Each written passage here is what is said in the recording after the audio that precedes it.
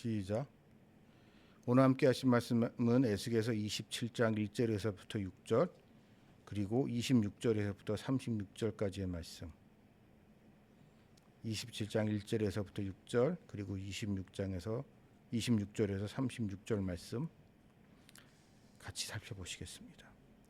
여호와의 말씀이 내게 임하여 이르시되 인자야 너는 두로를 위하여 슬픈 노래를 지으라. 너는 두로를 향하여 이르기를 바다 어귀에 거주하면서 여러 섬 백성과 거래하는 자여 주 여호와께서 이같이 말씀하시되 두로야 너가 말하기를 나는 온전히 아름답다 하였도다.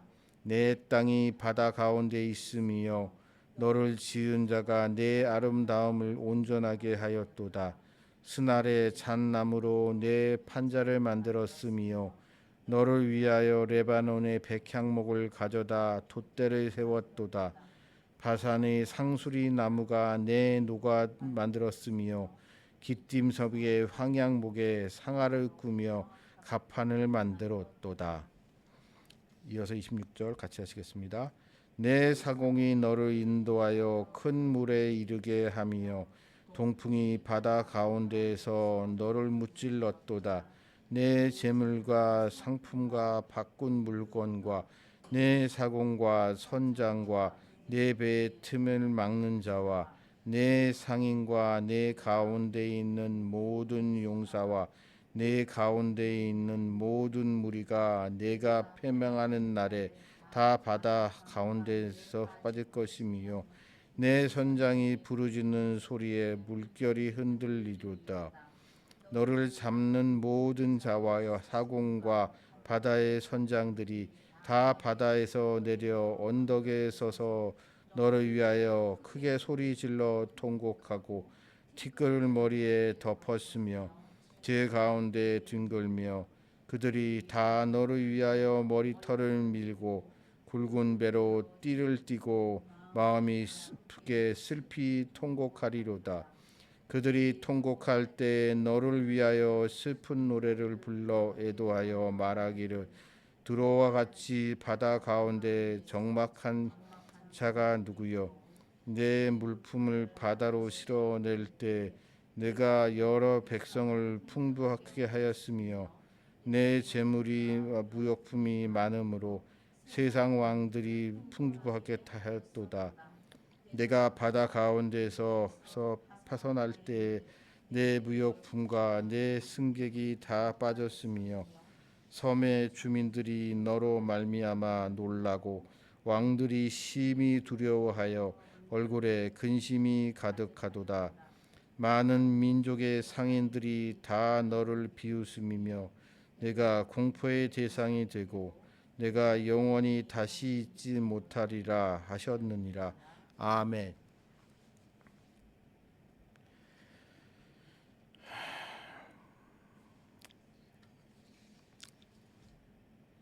우리 기독교인들이 살면서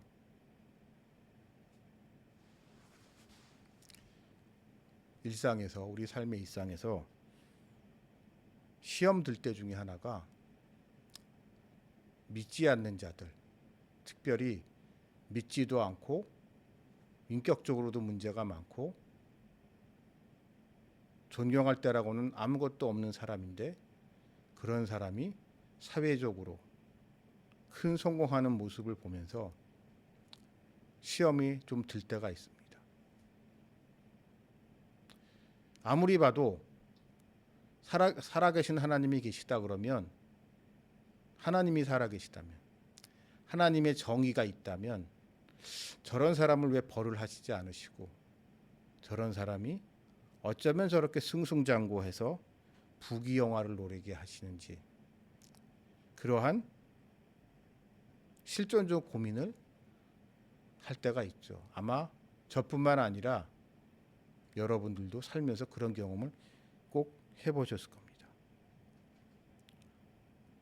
성경에도 그런 사람들이 여러 등장하지만 아마 대표적인 사람들이 지금 살펴보고 있는 두로 사람들, 우리 속칭 세계사에서 보통 페니키아라고 하는 사람들, 페니키아인들이 아닐까 싶습니다.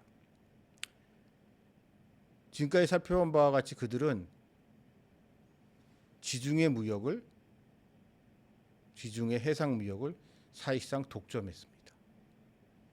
그래서 지중해 이쪽 끝인 레바논 지역은 말할 것도 없고 저쪽 반대편 끝인 스페인에까지 그들의 식민지를 개척하면서 그 거대한 무역 네트워크를 장악했던 사람들이죠. 근데 그렇기 때문에 세계사적이 그래서 그들이 썼던 글자가 오늘날의 알파벳이라고 하죠. 그들이 등장하기 전에는 우리가 보통 서양 세계라고 하는 지중해 문명권 전체가 각기 다른 언어와 각기 다른 문자를 사용하고 있었는데 언어는 달라도 최소한 문자의 통일을 만들어낸 사람들이 이 바로 페니키아인들이고 이 페니키아인들이 우리가 오늘날 쓰고 있는 현대인들이 쓰고 있는 우리나라는 상관없지만 많은 나라에 상관하고 있는 알파벳을 만든 사람들이 이 페니키아인들이라고 합니다. 그 정도로 그들은 세계사적으로 봤을 때 대단한 성공과 번영을 누린 사람들이죠.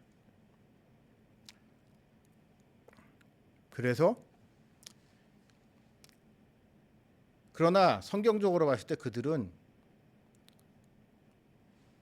그 여호와 하나님의 가장 큰 대적이라고 할 수 있는 바알 신앙, 바알과 아세라 신앙, 우상 숭배의 가장 여호와 하나님께 대척점에 있는 그러한 바알 신앙, 그리고 바알의 처라고 하시는 아세라 신앙의 본거지가 바로 이 두로 사람들입니다. 그렇기 때문에 성경에서는 그들에 대해서 매우 부정적인 이야기들이 계속 등장하지요. 어떻게 보면 그들은 영적인 측면에 있어서 다른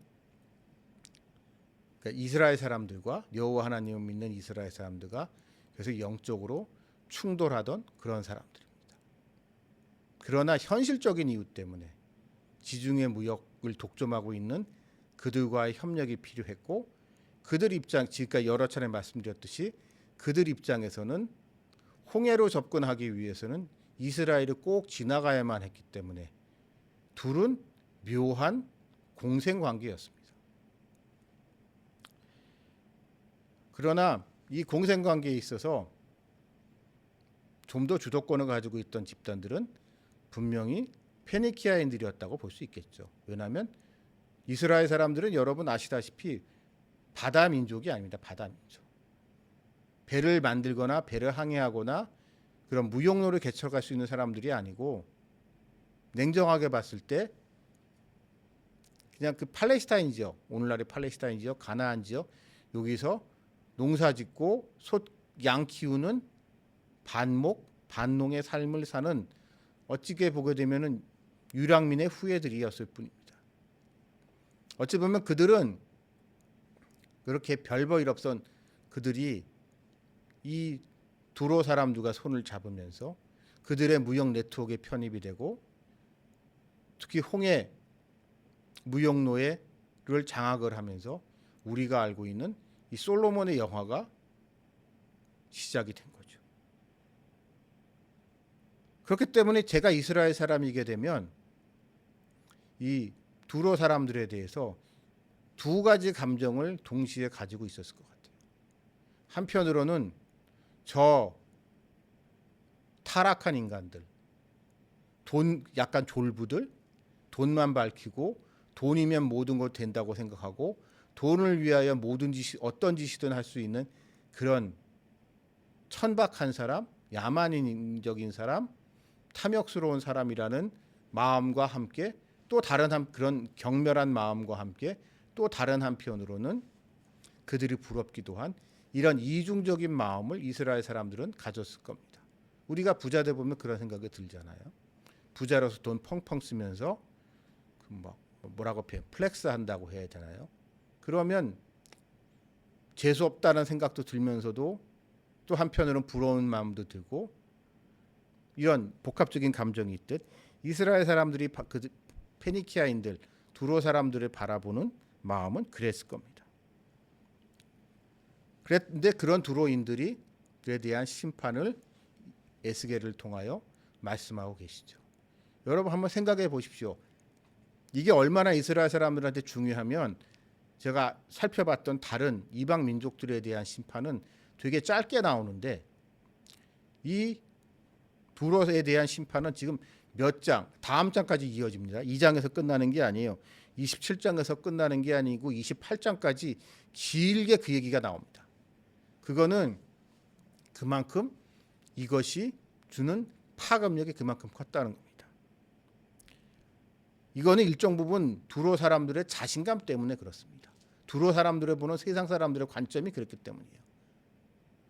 자, 두로나 페니키아는 지금의 레바논은 작은 땅입니다만 그들은 해상 무역을 독점하고 있었기 때문에 그 어느 왕국이 어느 왕이 권력을 잡던 그러니까 중동 지역에서 패권을 잡던 그들 입장에서는 페니키아와 거래를 할 수밖에 없습니다.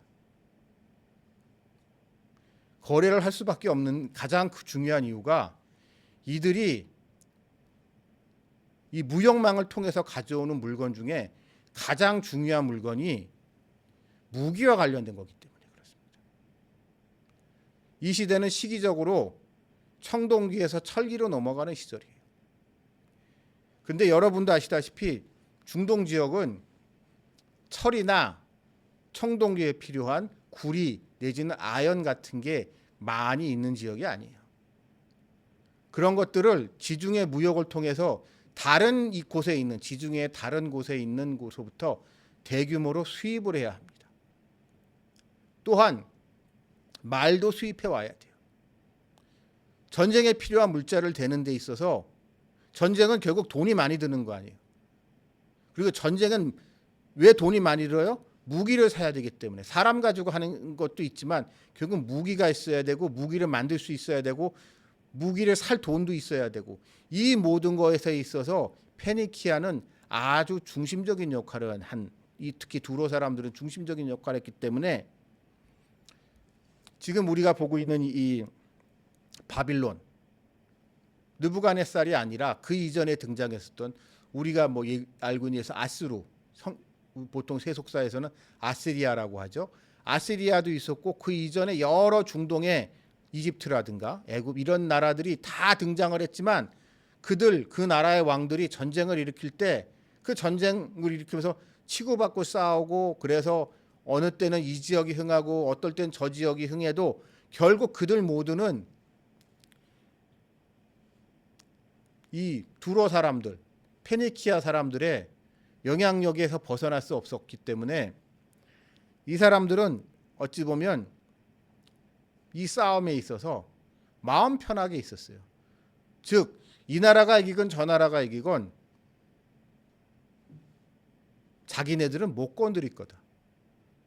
누가 왕이 되든 어느 왕이 이 땅을 지배하든 느부갓네살, 바벨론의 느부갓네살이 저렇게 잘 나간다고 하더라도 그가 자기의 제국을 건설하고 제국을 유지하고 하는데 필요한 물자, 그 다음에 돈, 금, 은, 보화를 갖다가 지중해 전역에서 조달해 올 수 있는 건 자기네들밖에 없기 때문에 그들하고 느부갓네살하고도 결국 다 잘 지낼 수 있을 거다라는 그런 생각을 하고 있었고 어찌 보면 그 시절 중동 지역의 오랜 역사 속에서 그거는 너무 당연한 거였습니다. 다른 왕들도 다 그랬으니까요. 그래서 그들은 그렇게 당당했는데 이 에스겔을 통하여 하나님은 말씀하시는 거죠. 너희 꿈 깨라. 이번엔 그냥 안 넘어간다.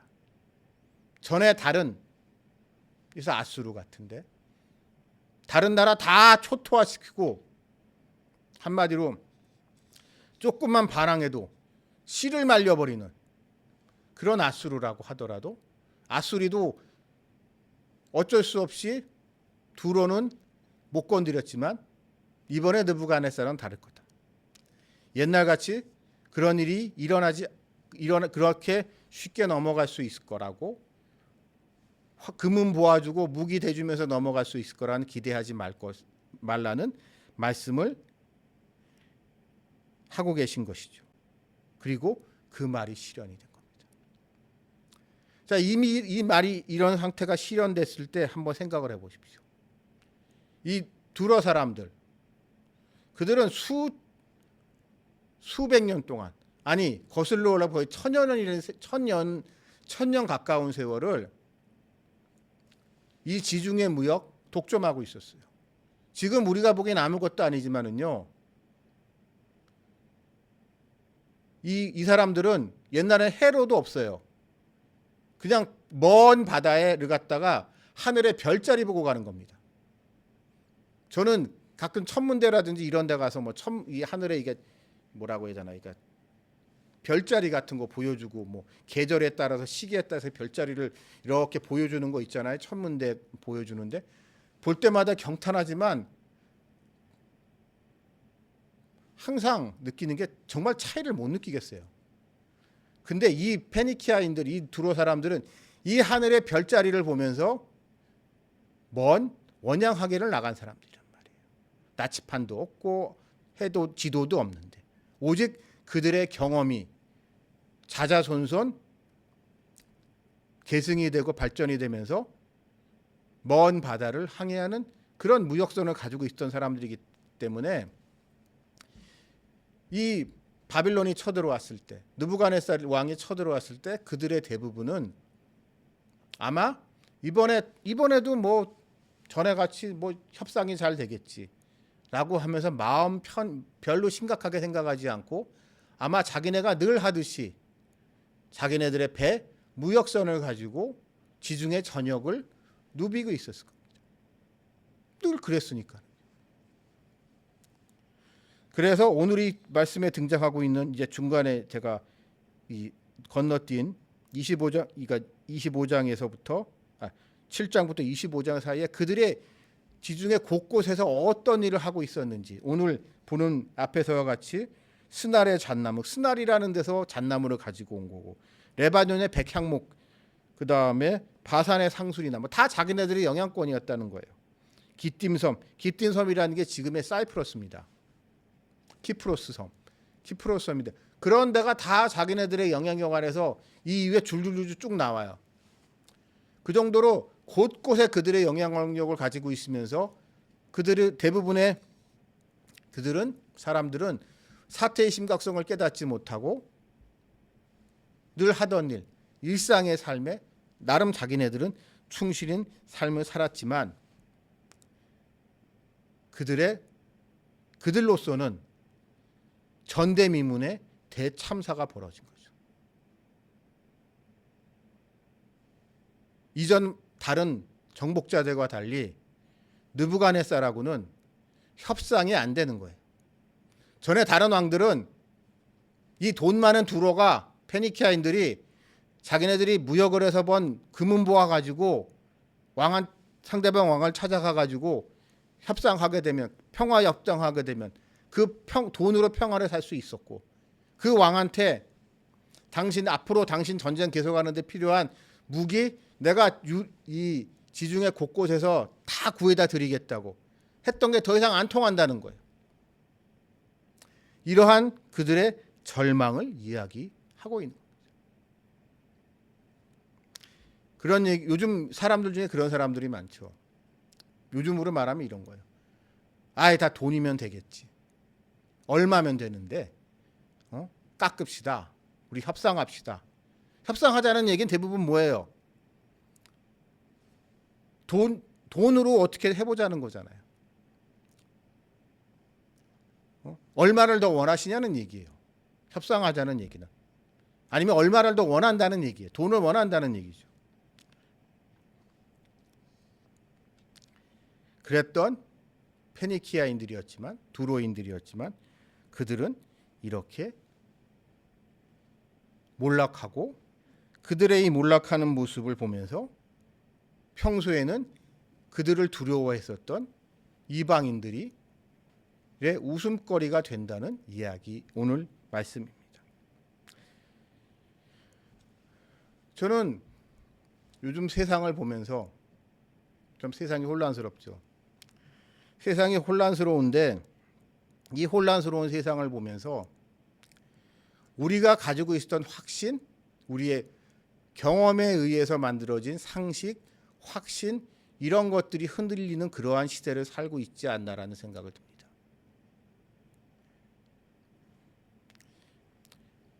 페니키아인들에게, 두로인들에게 어떻게 보면 물질이 돈이 전부였다고 생각하면서 그들이 돈으로 모든 문제를 해결할 수 있을 거다라는 그러한 그대의 기대가 오늘 우리에게도 똑같이 나타나고 있어요. 돈으로 살 수 없는 거가 있다면 뭐 그런 얘기들을 요즘 하죠. 돈으로 살 수 없는 게 있다면 그건 아마 돈을 적게 불러서일 거다. 분명히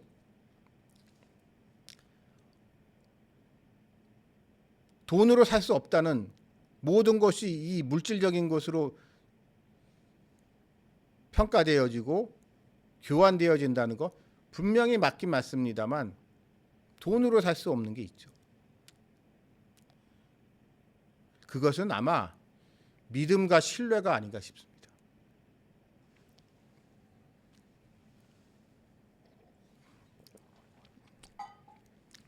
이 페니키아인들은 착각하고 있어요. 두로인들은 그들이 착각하고 있던 게 한 가지 있었던 것 같아요.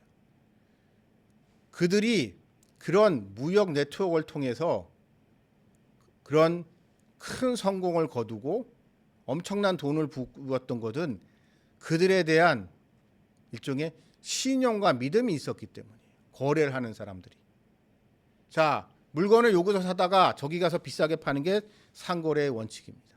근데 여기서 물건을 싸게 살 때 그들이 지중해 어느 데에서 그들이 싸게 살 수 있었던 거는 그들에게 그 물건을 사가는 사람, 그러니까 파는 사람 입장에서는 페니키아인들에 대해서 팔아야만 했기 때문에 자기네들이 그래서 뭐 한 가지를 100원에 판 거를 페니키아인들이 저곳에 가서 10,000원에 판다는 걸 알고 있지만 그들이 그러한 페니키아인들과 거래할 수밖에 없었던 거는 그들이 만들어 놓은 무역 네트워크 그리고 그 안에 있었던 거대한 일종의 신용 시스템이 있었기 때문에 가능한 거거든요.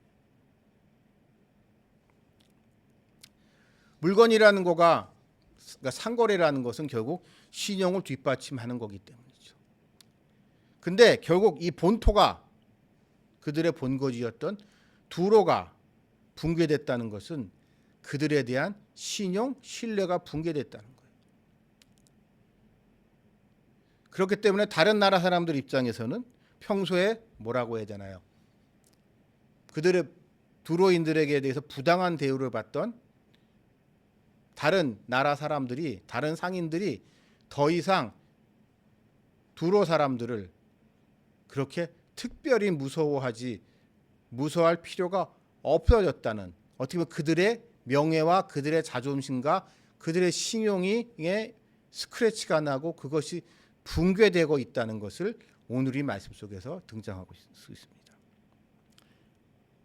이게 뭐 얼마나 대단한 일인가 우리는 실감이 잘 안 갈 텐데요. 제가 현대사에서 한 가지 예를 좀 들어드리겠습니다. 영국의 예를 좀 들어드리겠습니다. 영국인들은 산업혁명을 주도하고 전 세계 곳곳에 식민지를 만들었습니다. 근데 그 식민지를 통하여 해가 지지 않는 대영 제국을 만들었는데 그들은 그 제국을 지키고 제국을 건설하고 제국을 지키고 제국을 유지하기 위해서 1, 2차 세계대전이라는 엄청난 대가를 치렀습니다. 그래서 근데 결과적으로 1, 2차 세계대전이라는 것을 통해서 전쟁에서 승리했죠. 승전국이 됐습니다. 근데 그렇게 두 차례 큰 전쟁, 힘든 전쟁을 이겼습니다만 그 이후에 그들은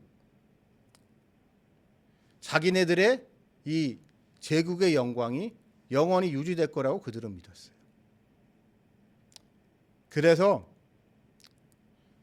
비용 절감을 하기 위해서 식민지들 중에 부담이 되는 식민지들을 일단 털어내죠. 대표적으로 인도 같은데. 여러분, 경제적 관점에서 묻고 말씀드리겠습니다. 영국이요, 인도를 독립시켜준 이유는 영국이 인도 식민지를 유지하는 데 들어가는 비용이 너무 많았기 때문이에요.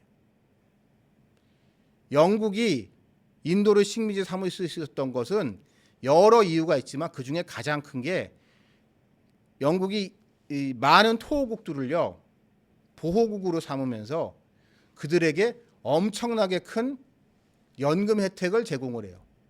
그 지역을 원래 다스리고 있었던 왕들이 있을 거 아니에요. 그러니까 영국이 인도를 식민지의 가정을 보게 되면은 뭐 전쟁을 통해서 뺏은 땅도 있지만 상당 부분의 지역은 돈을 주고 그것도 돈을 일시불이 아니라 매년 얼마씩 돈을 준다고 하면서 연금으로 돈을 준다고 하면서 그 지역을 지배하고 있었던 토호들, 왕들하고 협정을 맺고 영국은 그들의 보호국이 되고 그 지역은 영국의 대영 제국의 일원이 되는 보호령이 되는 이런 식으로 하면서 영국은 거대한 제국을 형성했는데요.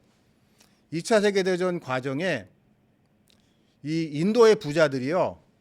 전시 채권을 엄청나게 많이 사들여요. 영국이 전쟁이 하니까 돈이 필요할 거 아니에요.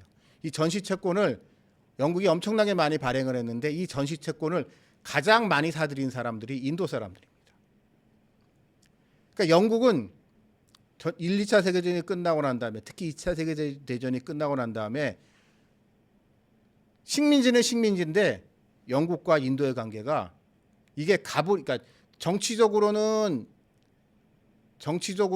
영국이 식민 지배를 하는 것 같아도 경제적으로는 오히려 영국이 인도인들에 대해서 빚을 지고 있는 묘한 상황이 됐고 이거를 독립시켜주지 않으면 영국은 매년 어마어마한 돈을 약속한 대로 그 제후들한테 줘야 되는 상황이었기 때문에 토국들한테 줘야 되는 상황이었기 때문에 이러한 부분 경제적인 이유가 제일 커요. 무슨 뭐 그럴듯하게 포장하는 사람들은 뭐 간디의 무슨 비폭력 운동 뭐 이런 얘기 하는데 그것도 이제 경제적인 이유가 다 얽혀 있는데요.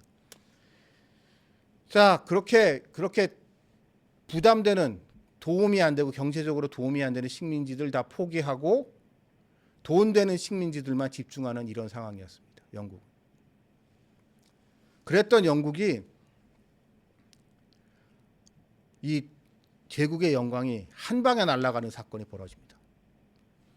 1956년 수에즈 동난입니다.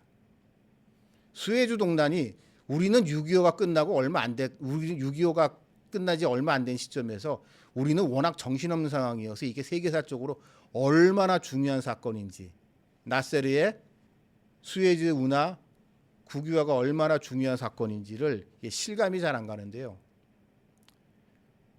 이 수에즈 동난을 통해서 영국은 제국이 사실상 해체돼요. 영국은 전쟁에서는 이겼습니다. 군사적으로는 승리했지만 외교적으로 패배했기 때문에 2차 수에즈 동난을 통하여 영국은 더 이상 제국이라고 말할 수 없는 위치에 됐고 영국 파운드화는 반토막이 납니다. 6개월 만에. 이 수에즈 동난을 거치면서 파운드화의 가치가 반토막이 났다. 그 얘기는 영국인들이 자기 조상 때로부터 모아놨어도 수백 년 동안 전 세계에서 이렇게 저렇게 해서 벌어놨던 자기네들의 부의 절반이 날아간 거예요.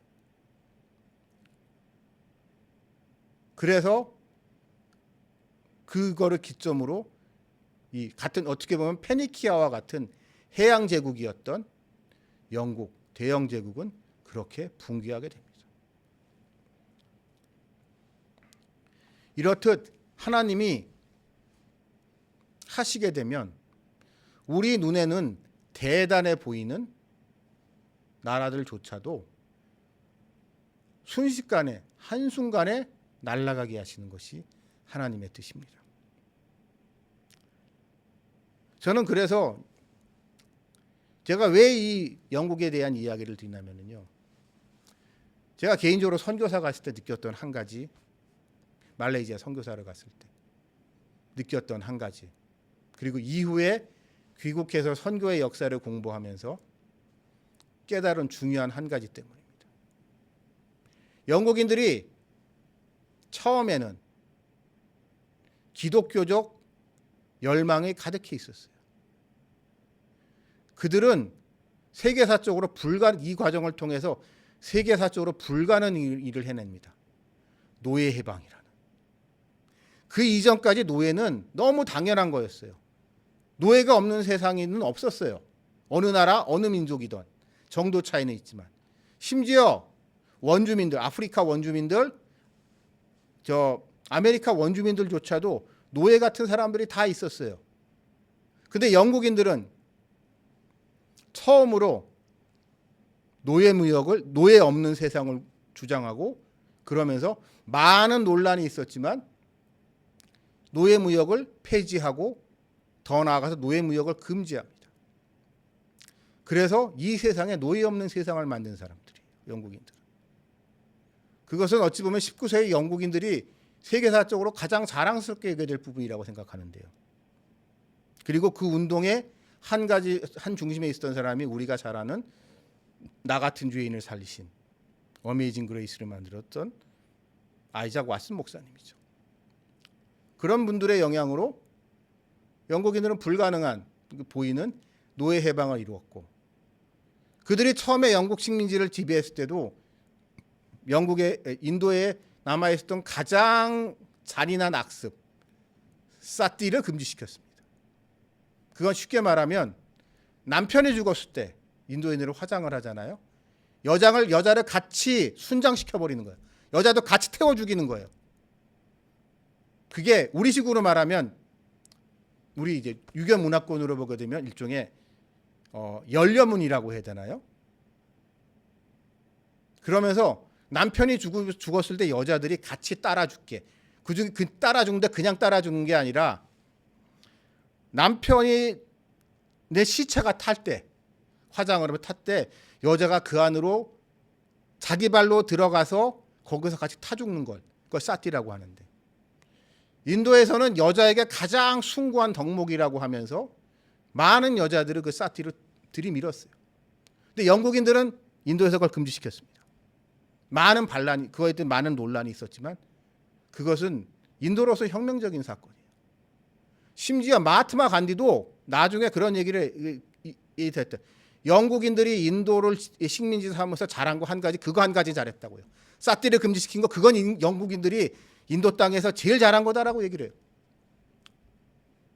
그랬던 영국인들인데 세월이 지나면서 그들은 경제적인 이익에만 몰두해요. 제가 말레이시아 선교사로 가면서 제일 놀란 게 그겁니다. 아니, 영국은 이 말레이시아 땅을 수백 년 식민지 통치를 했는데 어쩌면 이렇게 교회가 없지? 아니, 자기네들이 사는 영국인들의 거주지였던 특정 지역을 제외하고는 교회도 안 지어놨어요. 선교도 안 하고 교회도 안 짓고 그냥 거기서 돈만 챙겼어요. 마하트마 간디의 말 맞다나, 아니 영국인들 당신네들 기독교 믿는다며, 그러면 우리 인도인들 중에 당신네들과 같이 기독교를 개종한 사람들, 당신네들과 같은 기독교인 대접을 해줘야 될 거 아니야라고 하면서, 이 간디가 되게 흔히 말해 야지를 되게 많이 놓거든요. 영국인들하고 논쟁하는 걸 보게 되면. 그러니까 영국인들은 경제적인 이득에 환몰이 되다 보니까 자기네들이 지배하고 있는 이 식민지 사람들이 자기네들과 같이 기독교인이 되고 자기네들과 같은 문명인이 되는 것에 대해서 어느 순간 불편하게 생각합니다. 그래서 나중에는 심지어 가장 극단적인 경우는 이 동인도 회사들이 있잖아요. 동인도 회사나 이런 데에서 선교사들을 배에 아예 안 태워줘요. 못 가게. 왜냐하면 자기네들이 식민지 경영에, 식민지 경영하는 게 뭐예요? 거기서 돈 더 많이 버는 거예요. 부담만 되니까. 그런 지경에까지 이르게 됩니다. 그러면서까지 자기네들이 악랄하고 악착같이 자기네들의 제국을 붙들려고 했지만 하나님은 그를 한순간에 날아가게 만드셨죠. 저는 이러한 모습 속에서 우리가 우리 자신의 삶을 한번 좀 돌아봐야 되지 않을까 싶습니다. 우리 살아있는 이유, 성공에는 다 이유가 있습니다. 우리는 알 수 없지만 그것을 통하여 하나님이 이루고자 하시는 뜻이 있죠. 근데 우리가 성공했을 때 우리를 통하여 이루고자 하시는 하나님의 뜻을 이룬다는 게 나의 개인에게는 손해가 될 때가 많아요. 그것 때문에 이뤄야 될 게 많을 때가 있어요. 아예 아무것도 없을 때는 모르겠지만 가진 게 많아질수록 이 신앙생활을 믿음을 더 철저하게 할수록 더 손해 보는 게 그 일종의 신앙의 기회 비용이 증가하게 되는 경향이 분명히 있습니다. 그리고 거기서부터 사람들은 타락하기 시작합니다. 세상과 세상에 물들어서 하나님과 타협을 하려고 해요. 나 하나님을 믿지만 이건 좀 봐주세요라고 하면서 내가 이거로 지금은 아니고 내가 나중에 상황이 좀 정리되면 그때 다시 잘 믿겠지만 지금은 좀 현실적으로 이래서 좀 곤란합니다. 라는 그런 생각을 사람들이 하게 됩니다만 하나님은 그런 여러분들과 타협하셔야 될 이유가 하나도 없는 분이에요. 하나님은 다 보고 계시고 다 계산하고 계세요. 그리고 그것에 대한 대가를 어떻게든 치르게 됩니다. 그것이 세상의 이치고 그것이 하나님이 이 세상에서 하나님의 정의를 구현하는 이유이자 목적인 거죠. 그러므로 여러분, 우리 모두 우리 두로인들과 같이 황금 만능주의, 물질 만능주의가 되어버린 이 시대 속에서 우리는 과연 어떻게 살아가고 있는지를 점검해보는 그러한 여러분들이 되시기를 주님의 이름으로 축원합니다. 기도드리시겠습니다.